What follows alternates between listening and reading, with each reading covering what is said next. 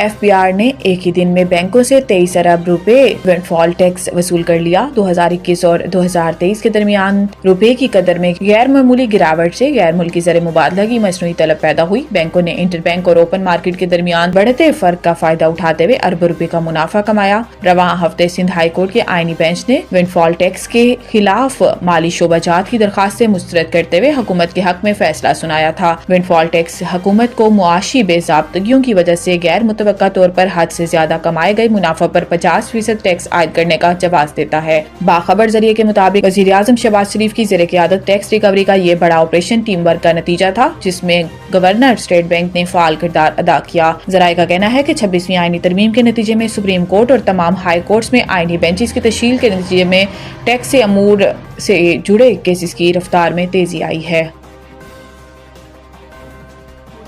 वजीर खजाना का आइंदा बजट में तनख्वाहदार तबके पर बोझ कम करने का अदनिया। लाहौर में मीडिया से गुफ्तगू करते हुए वफाकी वजीर खजाना सेनेटर मोहम्मद औरंगजेब का कहना था कि अल्लाह का शुक्र है कि मुल्क में मुआशी इस्तेहकाम आ रहा है, स्टॉक ऊपर जा रहा है, करेंसी में भी इस्तेहकाम है और पॉलिसी रेट भी कम हुआ है। हमारी मईशत की बुनियाद बन गई है, अब हमें पायदार तरक्की की तरफ जाना है। वजीर खजाना का कहना था कि बजट से पहले ही कारोबारी हजरात से मुलाकातें शुरू कर दी हैं।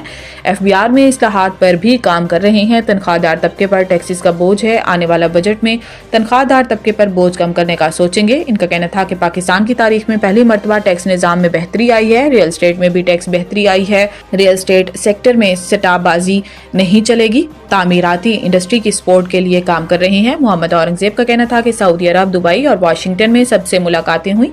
ओवरसीज में कोई नाराजगी नहीं। मुल्क में $35 मिलियन तक ज़र मुबादला पहुंच चुका है। रोशन डिजिटल अकाउंट में भी पहले से ज्यादा इजाफा हुआ है। एक सवाल के जवाब में वजीर खजाना का कहना था कि मुल्क को प्राइवेट सेक्टर ही आगे लेकर जाएगा।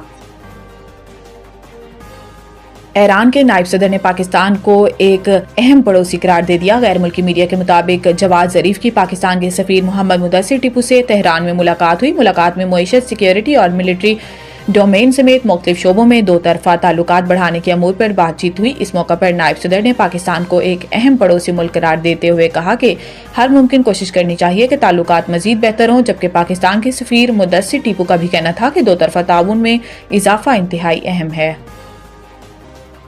पीर से मुल्क भर में बारिशों का नया स्पेल दाखिल होने की पेशिनगोई। जालाबारी का भी इम्कान। महकमे मौसमियात ने पीर से मुल्क भर में बारिशों का नया स्पेल दाखिल होने का इम्कान जाहिर कर दिया है। महकमे मौसमियात के मुताबिक मगरबी हवाओं का सिस्टम मुल्क में दाखिल होगा।